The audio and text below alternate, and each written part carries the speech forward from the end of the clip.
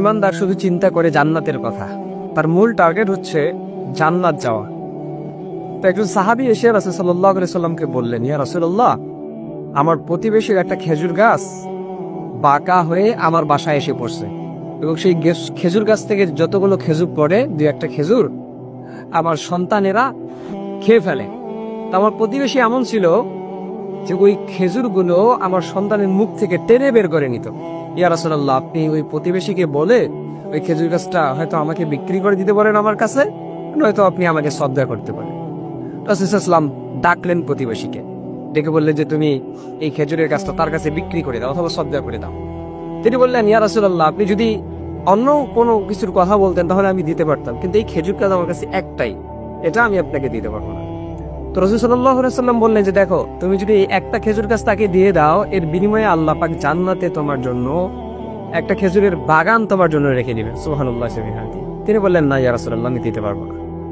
তো পাশে ছিলেন হযরত আবু দাহদা রাদিয়াল্লাহু তাআলা আনহু। তিনি যখন এই বিষয়টা শুনলেন, তিনি রাসূল সাল্লাল্লাহু আলাইহি ওয়াসাল্লামকে জিজ্ঞাসা করলেন, ইয়া রাসূলুল্লাহ, আমি যদি তাকে খেজুর গাছটা নিয়ে দেই, আমার জন্য কি জান্নাতের মধ্যে একটা বাগান রেডি করা থাকবে? রাসূল সাল্লাল্লাহু আলাইহি ওয়াসাল্লাম বললেন, হ্যাঁ, তোমার জন্য একটা বাগান রেডি করা থাকবে।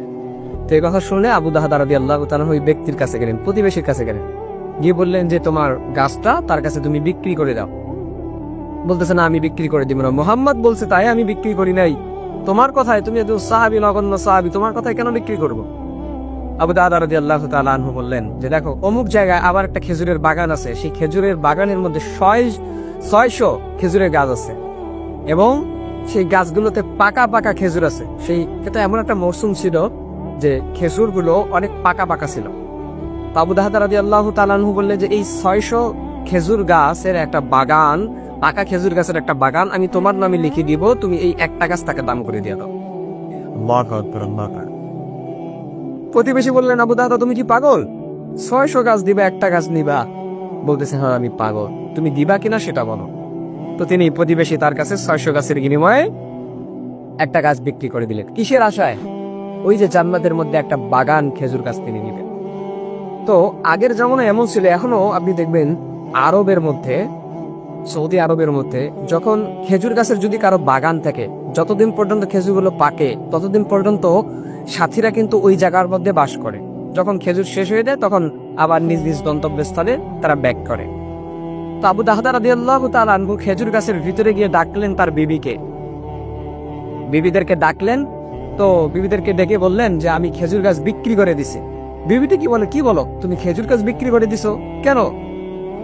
আবু দাহদা রাদিয়াল্লাহু তাআলা আনহু বললেন যে আল্লাহর হাবিবের মুখ থেকে আমি শুনছি যে আমি যদি একটা গাছ তাকে নিয়ে দিতে পারি তাহলে জান্নাতের মধ্যে আল্লাহ পাক আমার জন্য একটা খেজুরের বাগান আমার জন্য বরাদ্দ করে রাখছেন। সুবহানাল্লাহ। তো আবু দাহদা রাদিয়াল্লাহু তাআলা আনহুর স্ত্রী জবাব দিলেন, রবিআল বাইয়া ভাই আবু দাহদা, ইয়া আবু দাহদা, তুমি সফল কাজ করে আসছো, তুমি ভালো কাজ করে আসছো, উত্তম কাজ করে আসছো। সাথে সাথে তার বাচ্চাগুলো যারা ছিল, বাচ্চারাও বলতে লাগলো, রবিআল বাইআই ইয়া আবু দাহদা। একজন বিবি হয়ে বলতেছে তুমি ভালো কাজ করে আসছো, সফল কাজ করে আসছো। তো আবু দাহদা রাদিয়াল্লাহু তাআলা আনহু যে বাগানটা তার কাছে বিক্রি করে দিলেন সামান্য একটা গাছের জন্য, কেন? টার্গেট কি?